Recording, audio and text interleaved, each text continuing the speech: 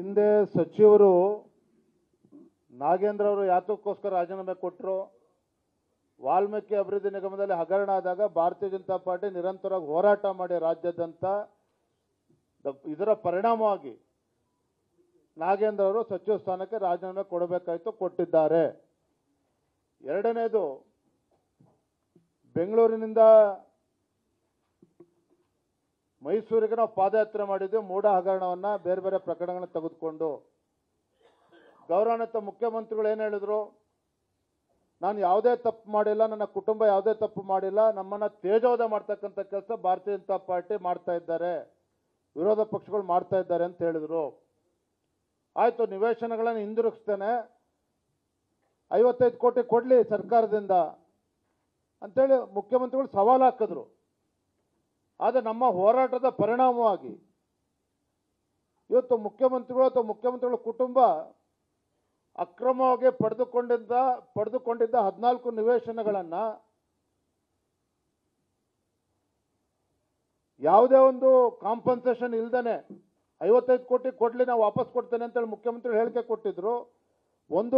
ಒಂದು ರೂಪಾಯಿನೂ ಕೂಡ ತೆಗೆದುಕೊಳ್ದೇನೆ ಕಾಂಪನ್ಸೇಷನ್ನ 14 ನಿವೇಶನಗಳನ್ನು ಹಿಂಗೆ ಕೊಟ್ಟಿದ್ದಾರೆ, ಹಿಂದಿರುಗಿಸಿದ್ದಾರೆ ಅಂತ ಹೇಳಿದ್ರೆ ಅದು ನಮ್ಮ ಹೋರಾಟದ ಪರಿಣಾಮವಾಗಿ ಆಗಿರ್ತಕ್ಕಂಥದ್ದು, ನಮ್ಮ ಹೋರಾಟದ ಪರಿಣಾಮವಾಗಿ ಆಗಿರ್ತಕ್ಕಂಥದ್ದು. ಹಾಗಾಗಿ ಇವತ್ತು ನಾವು ಬೆಲೆ ಏರಿಕೆ ವಿಚಾರ ಇರ್ಬೋದು, ಅಲ್ಪಸಂಖ್ಯಾತರ ಓಲೈಕೆ ಮಾಡ್ತಕ್ಕಂಥ ನಿಟ್ಟಿನಲ್ಲಿ ನಮ್ಮ ಹಿಂದೂಗಳಿಗೆ ಅನ್ಯಾಯ ಮಾಡ್ತಾ ಇದ್ದಾರೆ, ಕಾಯಕ ಸಮುದಾಯಗಳಿಗೆ ಅವ್ರಿಗೆ ಬದುಕನ್ನು ಕಟ್ಕೊಡ್ತಕ್ಕಂಥ ಕೆಲಸವನ್ನು ಮಾಡದೇ ಇರ್ತಕ್ಕಂಥ ಸರ್ಕಾರದ ವಿರುದ್ಧ ನಾವು ಜನಾಕ್ರೋಶ ಯಾತ್ರೆಯನ್ನು ಮಾಡ್ತಾ ಇದ್ದೇವೆ. ಇದು ನಮ್ಮ ಕರ್ತವ್ಯ ವಿರೋಧ ಪಕ್ಷವಾಗಿ.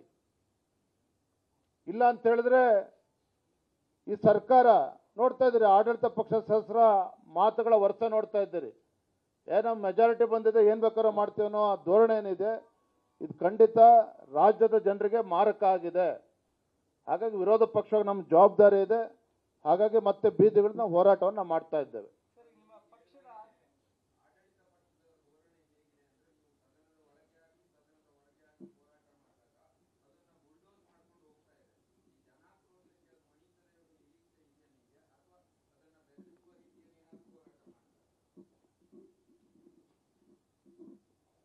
ಹೋರಾಟ ಮಾಡ್ತಕ್ಕಂಥದ್ದು ನಮ್ಮ ಕರ್ತವ್ಯ, ನಮ್ಮ ಜವಾಬ್ದಾರಿ.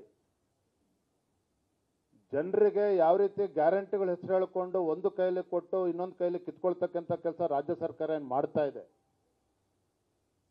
ಒಂದು ಕಣ್ಣಿಗೆ ಸುಣ್ಣ ಮತ್ತೊಂದು ಕಣ್ಣಿಗೆ ಬೆಣ್ಣೆ ಹಚ್ಚಕ್ಕಂಥ ಕೆಲಸ ಏನು ರಾಜ್ಯ ಸರ್ಕಾರ ಮಾಡ್ತಾ ಇದ್ದಾರೆ. ಇವೆಲ್ಲವನ್ನು ಕೂಡ ರಾಜ್ಯದ ಜನರಿಗೆ ತಲುಪಿಸ್ತಕ್ಕಂಥದ್ದು, ಮಾಹಿತಿ ಕೊಡ್ತಕ್ಕಂಥದ್ದು, ಜಾಗೃತಿ ಮೂಡಿಸ್ತಕ್ಕಂಥದ್ದು ನಮ್ಮ ಕರ್ತವ್ಯ ವಿರೋಧ ಪಕ್ಷವಾಗಿ. ಅದನ್ನು ನಾವು ಮಾಡ್ತೇವೆ.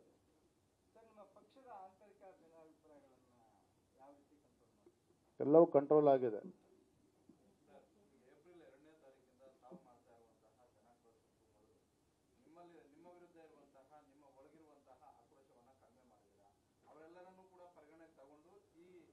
ನಮ್ಮ ಪತ್ರಿಕಾ ಹಾಗೂ ಮಾಧ್ಯಮದ ಸ್ನೇಹಿತರಿಗೆ ನನ್ನ ವಿನಂತಿ, ಇವತ್ತಿನ ಪತ್ರಿಕಾಗೋಷ್ಠಿ ಇಟ್ಸ್ ಓನ್ಲಿ ಲಿಮಿಟೆಡ್ ಟು ನಮ್ಮ ಹೋರಾಟಗಳು, ಬೆಲೆ ಏರಿಕೆ, SCP TSP ಮತ್ತು ಏನು ಅಲ್ಪಸಂಖ್ಯಾತರ ಓಲೈಕೆ ರಾಜಕಾರಣ, ಈ ಹೋರಾಟ ಏನು ನಾವು ರೂಪಿಸಿದ್ದೇವೆ ಇದಕ್ಕೆ ಸೀಮಿತವಾಗಿ ನಾವು ಪತ್ರಿಕಾಗೋಷ್ಠಿ ಕರೆದಿದ್ದೇವೆ.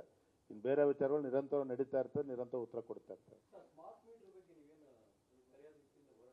ಸ್ಮಾರ್ಟ್ ಮೀಟರ್ ಬಗ್ಗೆ ನಾಳೆನೂ ಕೂಡ ನಮ್ಮ ಅಶ್ವತ್ಥನಾರಾಯಣ ಅವರು ಕೂಡ ನಮ್ಮೆಲ್ಲ ಪಕ್ಷದ ಮುಖಂಡರ ಬಗ್ಗೆ ಚರ್ಚೆ ಮಾಡಿದ್ದಾರೆ. ಅನೇಕ ವಿಚಾರಗಳಿದೆ, ಒಂದಲ್ಲ ಎರಡಲ್ಲ. ಹೇಳ್ತಾ ಇದ್ದಾರೆ ವಾರಕ್ಕೊಂದೊಂದು ಈ ರೀತಿ ಹೋರಾಟಗಳು ಮಾಡಬೇಕು, ಆ ರೀತಿ ನಿರ್ಧಾರಗಳನ್ನು ಈ ಕಾಂಗ್ರೆಸ್ ಸರ್ಕಾರ ತೆಗೆದುಕೊಳ್ತದೆ. ಅದನ್ನು ಕೂಡ ನಮ್ಮ ಮನಸ್ಸಿನಲ್ಲಿದೆ, ಅದನ್ನು ಕೂಡ ಹೋರಾಟವನ್ನು ರೂಪಿಸ್ತೇವೆ. Thank you. ಮತ್ತೊಂದು ವಿಚಾರ, ಭಾಳ ಕೊನೆಯದೊಂದು ವಿಚಾರ, ನೀವು 18 ಶಾಸಕರನ್ನು ಉಚ್ಚಾಟನೆ ಮಾಡೋದ್ರ ಬಗ್ಗೆ ಪ್ರಸ್ತಾಪ ಮಾಡಿದ್ರಿ.